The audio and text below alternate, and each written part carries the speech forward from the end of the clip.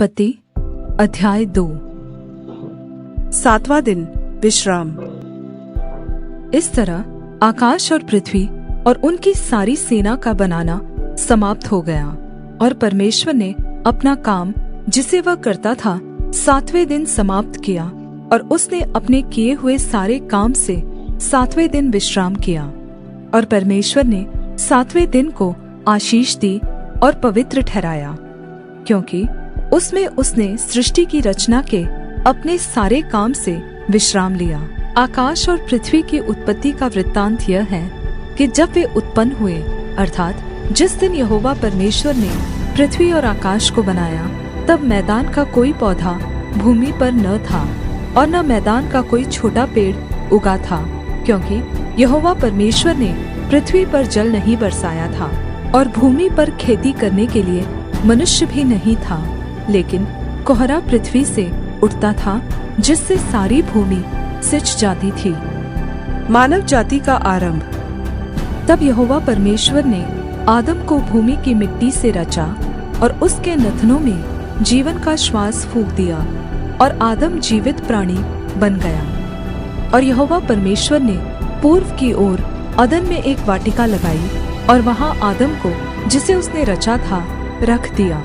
और यहोवा परमेश्वर ने भूमि से सब भांति के वृक्ष जो देखने में मनोहर और जिनके फल खाने में अच्छे हैं उगाए, और वाटिका के बीच में जीवन के वृक्ष को और भले या बुरे के ज्ञान के वृक्ष को भी लगाया। उस वाटिका को सींचने के लिए एक महानदी अदन से निकली, और वहां से आगे बहकर 4 नदियों में बट गई। पहली नदी का नाम पीशोन है।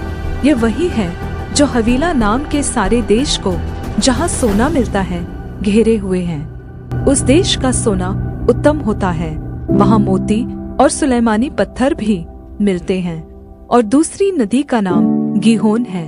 यह वही है जो कूश के सारे देश को घेरे हुए है। और तीसरी नदी का नाम हिदकेल है। यह वही है जो अशूर के पूर्व की ओर बहती है। और चौथी नदी का नाम फरात है। तब यहोवा परमेश्वर ने आदम को लेकर अदन की वाटिका में रख दिया कि वह उसमें काम करे और उसकी रखवाली करे। और यहोवा परमेश्वर ने आदम को यह आज्ञा दी, तू वाटिका के किसी भी वृक्षों का फल खा सकता है, पर भले या बुरे के ज्ञान का जो वृक्ष है उसका फल तू कभी न खाना, क्योंकि जिस दिन तू उसका फल खाएगा उसी दिन अवश्य मर जाएगा। फिर यहोवा परमेश्वर ने कहा, आदम का अकेला रहना अच्छा नहीं, मैं उसके लिए एक ऐसा सहायक बनाऊंगा जो उसके लिए उपयुक्त होगा। और यहोवा परमेश्वर भूमि में से सब जाति के जंगली पशुओं और आकाश के सब भांति के पक्षियों को रचकर आदम के पास ले आया कि देखे कि वह उनका क्या क्या नाम रखता है। और जिस जिस जीवित प्राणी का जो नाम आदम ने रखा वही उसका नाम हो गया।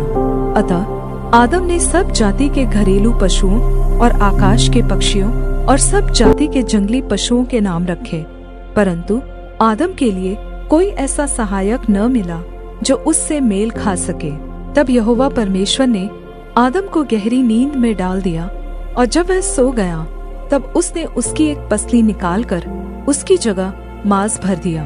और यहोवा परमेश्वर ने उस पसली को जो उसने आदम में से निकाली थी स्त्री बना दिया, और उसको आदम के पास ले आया। तब आदम ने कहा, अब यह मेरी हड्डियों में की हड्डी और मेरे मांस में का मांस है, इसलिए इसका नाम नारी होगा, क्योंकि यह नर में से निकाली गई है। इस कारण पुरुष अपने माता पिता को छोड़कर अपनी पत्नी से मिला रहेगा, और वे एक ही तन बने रहेंगे। आदम और उसकी पत्नी दोनों नंगे थे, पर वे लज्जित न थे।